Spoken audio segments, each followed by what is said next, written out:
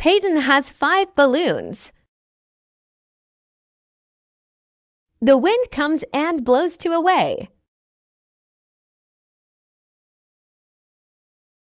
How many balloons does Peyton now have? Peyton now has 3 balloons.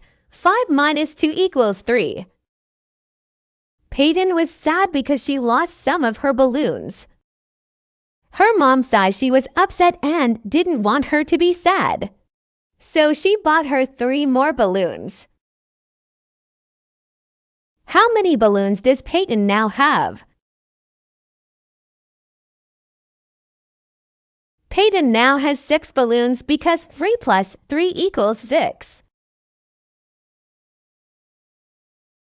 Hold on to those balloons, Peyton.